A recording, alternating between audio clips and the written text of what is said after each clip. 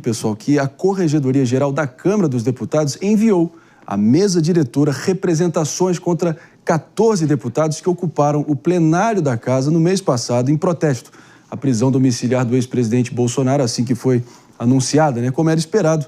O órgão sugeriu encaminhar ao Conselho de Ética a suspensão provisória, que fique claro, de 3 deputados, Marcos Polon, Marcel Van Hatten e o Zé Trovão, que se junta a nós aqui no palco do Morning Show nesse exato momento para conversar com a gente, Deputado, muito obrigado pela disponibilidade, pela gentileza de estar aqui hoje. Afinal, como é que o senhor recebeu essa decisão e ao que você atribui isso? Porque se foram tantos supostamente envolvidos ali, por que se restringiu apenas aos 3 que eu acabei de mencionar? A palavra é sua. Marinho, bom dia a todos da bancada, bom dia a todos os telespectadores, nossos ouvintes. Olha, a gente entende que esse momento é um momento que é bem complicado para o próprio parlamento. O parlamento está, na sua primeira vez da história, tomando uma atitude muito incisiva contra parlamentares da direita, quando parlamentares da esquerda fizeram o mesmo que nós fizemos e não houve nenhuma ação contra esses. A questão de ter colocado apenas eu, o Marcel Van Hatten e o Marcos Polon, eu vou dizer sobre o que está escrito. Segundo informações, por eu ter bloqueado a passagem do presidente da Câmara dos Deputados, Hugo Mota, essa suspensão seria uma maneira de um castigo. E o Marcel e o Polon por estar sentados na cadeira do presidente, E parece que tem outros aspectos com relação ao Marcos Polon, mas sobre isso eu evito tecer comentários, eu acho que cada um tem que fazer o seu juízo de valores. Mas é muito estranho, é muito complicado. A Câmara dos Deputados está tomando uma atitude dessa em um momento em que a própria Câmara está com um discurso bem desequalizado, Fala-se em um projeto para se pacificar o país e em outro momento estão usando 3 parlamentares como boi de piranha. Então, onde fica a pacificação aí que a gente não entende. E que a própria esquerda nacional tem um longo histórico aí, seja interditando a mesa diretora, enfim, fazendo toda essa algazarra ali no plenário, reforma trabalhista, privatização da Eletrobras, reforma da Previdência, impeachment e votação do impeachment da ex-presidente Dilma Rousseff e tantos outros, Então, imagino que a sua defesa também vai se municiar desses exemplos para tentar aprovar o bom e velho 2 pesos e 2 medidas? Maria, nós fizemos isso já na premissa do processo. O meu advogado, doutor Eduardo, fez todo esse trabalho já no início do processo. Apresentou todos os fatos, todos os dados, todos os números, até porque eu não agi de violência contra o presidente Hugo Mota. Eu simplesmente disse a ele que ele não subiria se o meu líder da oposição e o meu líder do PL, tanto o coronel Zucco, deputado federal Zucco, e o líder Sóstenes não me dissesse que o acordo que a gente estava buscando naquele momento estava feito. E aí gerou-se essa polêmica. E daí a gente entrou em um bate-boca, eu e ele, um bate-boca que, da minha parte, é a maneira que eu ia realmente agir, porque eu estava ali cumprindo para mim uma missão em favor do povo que está preso, do povo que está buscando por uma anistia, pessoas que tiveram penas completamente impensáveis, Débora, porque escreveu de batom uma estátua há 14 anos, outro porque sentou na cadeira do ministro Alexandre de Moraes, 17 anos, e por aí vai.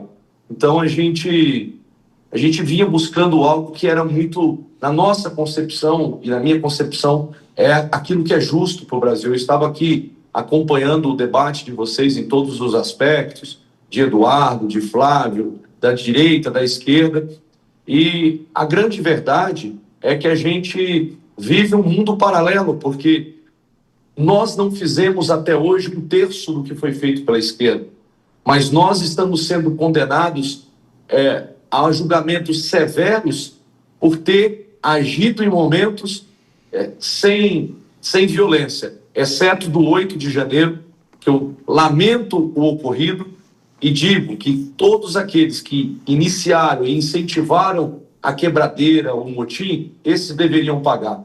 Mas não houve individualização da pena, não houve respeito. Então, a minha obrigação como parlamentar, quando vejo que não adianta, através dos kits obstrutórios que nós temos na Câmara, né, não estão resolvendo, nós tivemos que agir de uma maneira mais enfática para ter a nossa voz ouvida. E deu certo.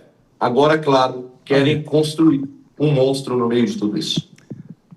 Deputado Zé Trovão, a gente segue adiante aqui. Pergunta da bancada agora do doutor Gesualdo Júnior. Vamos lá. Deputado, bom dia. Deputado, claramente no seu discurso o senhor se sente um injustiçado. E o senhor é um grande crítico do Supremo Tribunal Federal. Então eu lhe pergunto, caso persista essa punição ao senhor, o senhor pretende ir até o Supremo Tribunal Federal para rediscuti-la? Doutor, satisfação, que Deus lhe abençoe. Prazer falar com o senhor. Eu só recorro ao Supremo Tribunal Federal aquilo que é cabível. E, muito embora eu já tenha feito isso em processos como a fantasia de agressões à mulher, a fantasia de outros processos que já surgiram com meu nome, e eu fui obrigado a recorrer ao Supremo Tribunal Federal, onde logrei êxito, inclusive nos processos. Se for cabível e necessário, nós entraremos sim. Isso vai ser uma decisão do meu corpo jurídico. Mas eu posso te dizer que, assim, eu não estou preocupado com esta punição de 30 dias contra a minha pessoa. Eu estou preocupado com a punição de 30 dias contra são 17 pessoas que trabalham comigo, tanto no gabinete de Brasília quanto no gabinete de Santa Catarina, que são pais e mães de famílias que vão ficar um mês sem o seu salário. Como que nós vamos pagar essas pessoas? Então, isso para mim é injustiça. Isso para mim é algo temerário. Se eles me derem a punição somente para mim, 30 dias, mas permanecer no meu gabinete, na sua função, ou mesmo que não possam exercer seu mandato, o seu trabalho, mas que pelo menos eles possam receber o seu salário sem ter descontos, eu vou ficar tranquilo, vou inclusive pedir para o meu advogado não recorrer. Agora, se for algo absurdo de que 17 pessoas que trabalham, que têm famílias, que têm filhos, inclusive eu tenho pessoas no meu gabinete que têm filho especial, filho autista, se essas pessoas forem ficar sem os seus salários, eu vou recorrer a todas as instâncias necessárias, mas não por mim. Repito, 30 dias para mim é um troféu. A pergunta final aqui do papo que a gente está tendo com o Mano Ferreira, também na linha, lembrando que o próprio deputado votou sim em relação à PEC da blindagem. Importante a gente ouvir até teu esclarecimento ou sua justificativa nesse sentido, dado o clima atual. Vamos com o Mano Ferreira, vamos lá. Deputado, com todo respeito, quando o senhor fala que tem um mundo paralelo, eu realmente acho que esse ponto é impressionante, porque quando o senhor diz que tentou criar um obstáculo físico à chegada do presidente da Câmara dos Deputados à cadeira da presidência da Câmara dos Deputados, isso é violência, deputado. Isso é tentar impedir o funcionamento do poder legislativo do Brasil. Isso não é uma coisa trivial. Eu sempre critiquei quando a esquerda fez isso. Agora, a direita também fez. E para tentar lidar com tudo isso, criam um projeto que blinda criminoso de responder pelos seus crimes pelo simples fato de ter mandato. Ou seja, a direita parece que está indo para o vale tudo em nome da sua própria pauta e do seu próprio interesse. O senhor se arrepende desse caminho, dessa estratégia de vale tudo? Bom, Mano, quero primeiramente aqui dizer que eu acho que você está bem equivocado nas suas palavras. Primeiro que a direita não está usando a técnica da esquerda. A esquerda, como você muito bem disse, você defende, você parece admirá-la, a esquerda atia fogos. A esquerda atia fogos. Ou eu falo ou você fala. Você me perguntou, agora eu vou te responder. Só não me atribua o que não é verdade. Eu estou te atribuindo aquilo que você acabou de parecer. Você colocou a direita no mesmo curral do que a esquerda. A direita não está no mesmo curral. Porque, primeiro, a direita não ateou fogo em monumento histórico. A direita não ateou fogo em ministérios. A direita não feriu funcionários da Câmara dos Deputados quando invadiram. Tá? A direita não fez isso. A direita não partiu para a agressividade como a esquerda sempre faz.